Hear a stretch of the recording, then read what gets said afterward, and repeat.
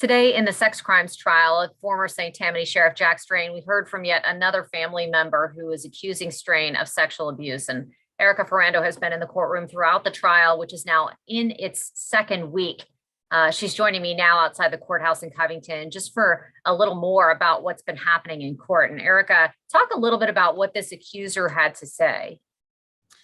Right, Katie, this is the third family member of Strain's that we've heard from and the fifth alleged victim to testify. Now, we believe this is probably the last victim that is going to testify in the trial, but he is a family member 4 years younger than Strain. He said when he was 10 years old, Strain would have been 14 at the time that Strain used to come over where he lived. He lived with his grandmother, and he said that they would sleep in a tent, and that's when he claims Strain would tell him to roll over, and that's when he would rape him. Now, he said as a 9, 10, or 11-year-old, he didn't understand what was going on, but he did say that he was hurting.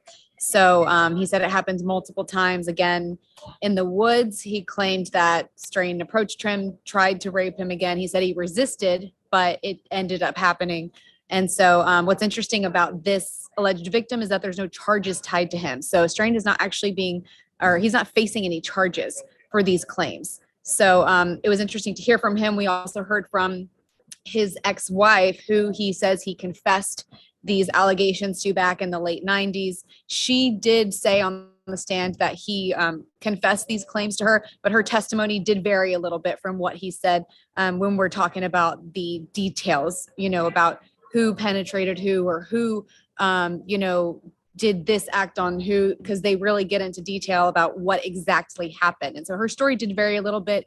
They didn't really get into why or, the reason behind that, but, maybe it's because it was, 20 something years ago, or, whether the defense wants to insinuate that maybe the story is not true. So, but yeah, we did hear from them. And then their two sons were supposed to testify, and they ended up not being allowed to. And we don't really know the reason behind that. So in court today, the interview that I did with Mark Finn played prominently. It was talked about a lot. Talk about that a little bit, because it sounds like that interview is what led this latest accuser to come forward. Right. So this alleged victim said that once he heard everyone talking about Mark Finn after your story with him aired in 2019, he said all of his family members were talking about it, saying there's no way Jack would have done this. And he said he was fed up with it, basically. And that's when he decided to go to the district attorney's office himself and make his accusations. Okay. Any idea who is going to be, remaining? I mean, we've gotten through 20 plus witnesses so far out of 30? I believe we're at 27, and we don't know if it's 30 exactly. We know it's about 30. So we probably have a couple more left. We don't know exactly who will be testifying. Right now, they're kind of in the middle of a testimony from an expert who's a doctor and professor at a university, I believe, in Mississippi. And he studies and works with children who have been sexually abused. And so he's kind of up there as an expert testimony. And he's been talking about some of the reactions that he's noticed from some of the alleged victims, and kind of explaining to the jurors why they may have reacted in certain ways.